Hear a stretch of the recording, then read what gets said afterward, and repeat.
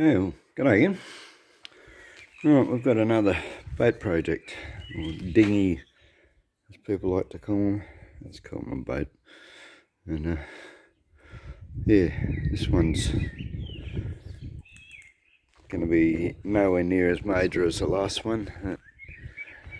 Yeah, I sort of almost vowed, I pretty much vowed to never take on another lacquered boat again after the last one. That was just a nightmare. And yeah, basically ripped myself off for the amount of time I put into it, because I couldn't, the bait wasn't worth, being able to charge for what I put into it. But anyway, right, this one basically, we've got a lot of weathering on the keel. I'll just pressure wash this, and just while it's out in the sun, I want it to dry again pretty quick.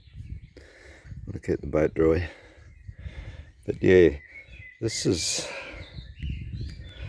so I think going by the other side, this has been just left out in the dirt, mud, upside down.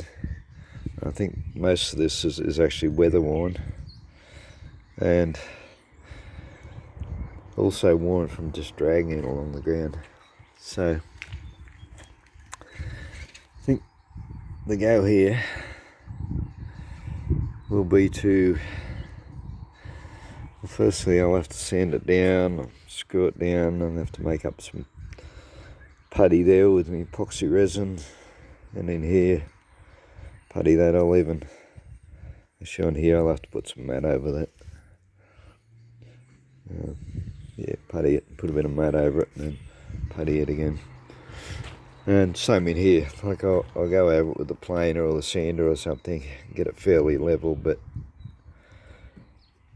yeah, some of these gouges will have to be filled in first, and then I'm going to put another whole piece of timber right through. What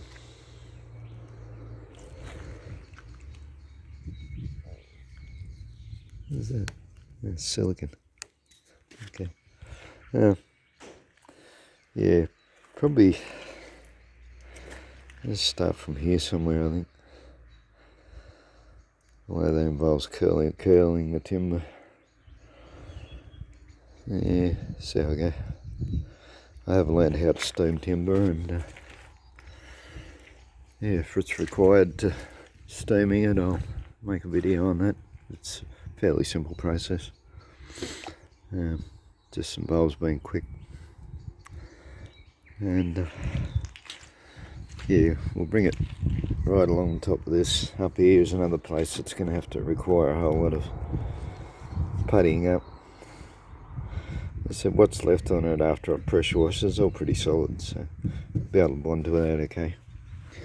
The main issue we've got with this, I need a few boards. The gunnels are actually absolutely gone, and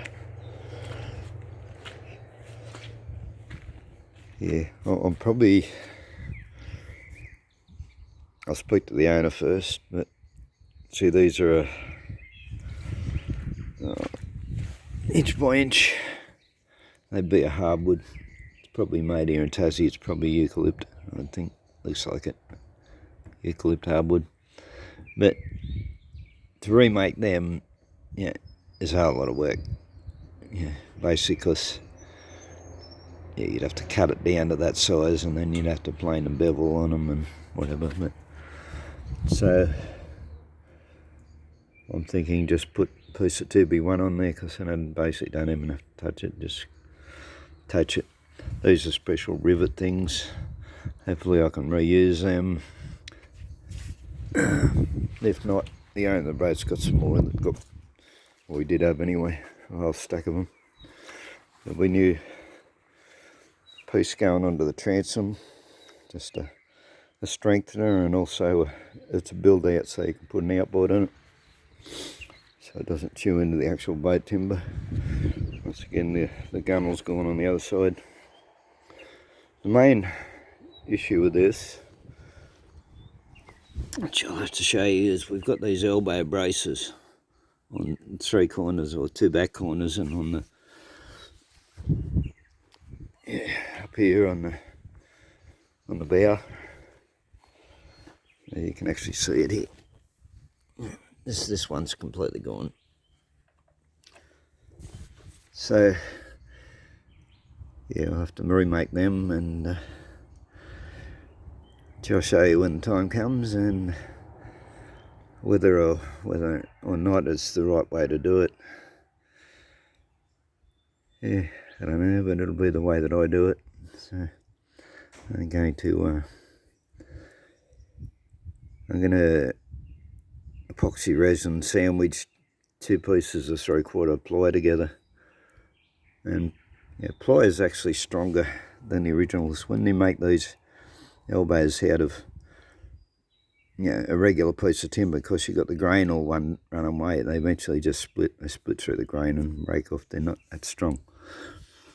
But plywood's a whole lot stronger because you've got several pieces with the grains going opposite directions, and yeah, it stops them from splitting. And I mean, if this was a lacquered bait,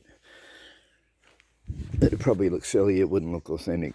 But being a painted bait, you get away with it. Once you paint it, nobody will know that it's not original. So anyway, we'll leave it at that. So if you're interested in vintage boat restoration, stick around, there'll be a few more. Okay, thanks for watching, and hit a like, please.